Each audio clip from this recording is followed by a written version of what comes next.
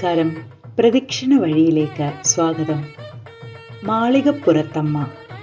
കേരള സംസ്കാരത്തിൽ അയ്യപ്പനുമായി ബന്ധപ്പെട്ട ഐതിഹ്യങ്ങളിൽ അയ്യപ്പനെ വിവാഹം ചെയ്യാൻ കാത്തിരിക്കുന്നതായി പരാമർശിക്കപ്പെടുന്ന ദേവീ സങ്കല്പമാണ് മാളികപ്പുറത്തമ്മ. കൂടാതെ ശക്തി സ്വരൂപിണിയായ മധുര മീനാക്ഷിയായും ഭഗവതി ആരാധിക്കപ്പെടുന്നുണ്ട്. ഇങ്ങനെ രണ്ട് ഭാവങ്ങളാണ് മാളികപ്പുറം ഭഗവതിക്കുള്ളത്.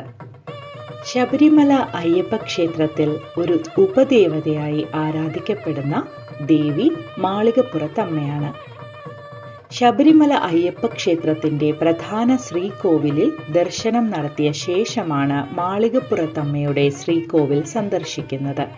ശബരിമലയിൽ പ്രധാന മൂർത്തിയായ അയ്യപ്പസ്വാമിക്ക് തുല്യമായ പ്രാധാന്യമുള്ള ഒരു പ്രതിഷ്ഠയാണ് മാളികപ്പുറത്തമ്മയുടേത്.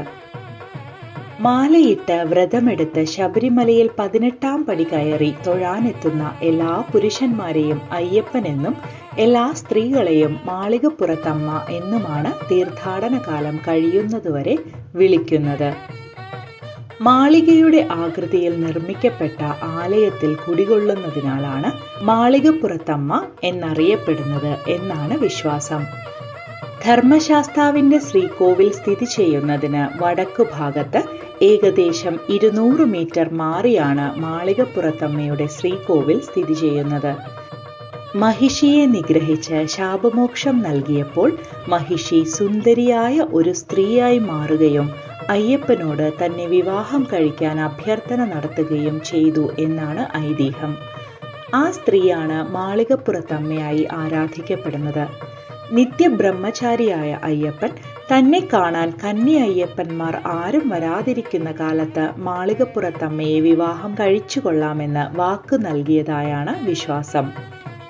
പാണ്ഡ്യ പാരമ്പര്യമുള്ള പന്തളത്തെ രാജാവ് തന്റെ കുലദൈവമായി ആരാധിക്കപ്പെടുന്ന മധുര മീനാക്ഷി ഭഗവതിയാണ് മാളികപ്പുറത്തമ്മയെന്നാണ് മറ്റൊരു ഐതിഹ്യം. ഇപ്രകാരം പരാശക്തി സങ്കല്പവും മാളികപ്പുറം ക്ഷേത്രത്തിലുണ്ട്. അയ്യപ്പൻ കളരി പഠിക്കാൻ വന്ന മുഹമ്മയിലെ ചീരപ്പൻ ചിറത്തറവാട്ടിലെ കളരി ഗുരുവിന്റെ മകളായ ചെറൂട്ടിയാണ് മാളികപ്പുറത്തമ്മ എന്നതാണ് മറ്റൊരു വിശ്വാസം. ചെറൂട്ടിക്ക് അയ്യപ്പനോട് തോന്നിയ പ്രണയം അയ്യപ്പനോട് തുറന്നു പറഞ്ഞുവെന്നും എന്നാൽ താൻ നൈഷ്ഠിക ബ്രഹ്മചാരിയാണെന്ന് മറുപടി നൽകിയെന്നും പിന്നീട് അയ്യപ്പനെ കാണാൻ പോയ ചെറൂട്ടിയെ വാവരുടെ നേതൃത്വത്തിൽ അയ്യപ്പന്റെ അടുത്ത് എത്തിച്ചു എന്നുമാണ് ഐതിഹ്യം. ചെറൂട്ടിക്ക് പകരം ലീല, ലളിത, പൂങ്കുടി എന്നീ പേരുകളും മാളികപ്പുറത്തമ്മയുടേതായി പറയുന്നുണ്ട്. അയ്യപ്പൻ ശബരിമലയിൽ സമാധിയായപ്പോൾ അതിനു സമീപം ലളിത ഒരു മാളിക തീർത്ത് അവിടെ തപസ് ചെയ്തു എന്നും ഐതിഹ്യമുണ്ട്.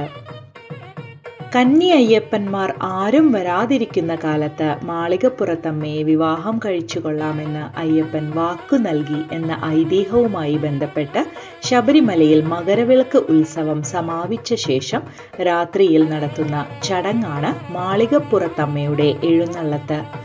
ആദ്യം മാളികപ്പുറത്തെ ശ്രീകോവിലിൽ നിന്നും 18-ാം പടിയിലേക്കും അവസാന ദിവസം ശരംകുത്തിയിലേക്കും മാളികപ്പുറത്തമ്മയെ എഴുന്നള്ളിക്കും.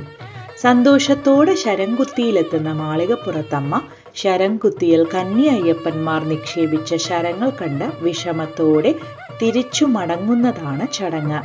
വാദ്യമേളങ്ങളുടെ അകമ്പടിയോടെ ശരംകുത്തിയിലേക്ക് പോകുന്ന മാളികപ്പുറത്തമ്മ തിരിച്ചു മടങ്ങുമ്പോൾ ഒരു തീവെട്ടിയുടെ വെളിച്ചം മാത്രമാണ് അകമ്പടിയായി ഉണ്ടാവുക.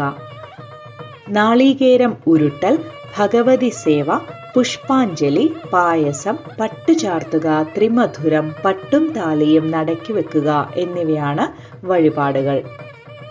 എല്ലാ ഭക്തജനങ്ങൾക്കും ശബരിമല അയ്യപ്പന്റെയും മാളികപ്പുറത്തമ്മയുടെയും അനുഗ്രഹമുണ്ടാകട്ടെ എന്ന പ്രാർത്ഥനയോടെ പ്രദക്ഷിണ വഴികളുടെ ഈ അധ്യായം പൂർത്തിയാവുന്നു.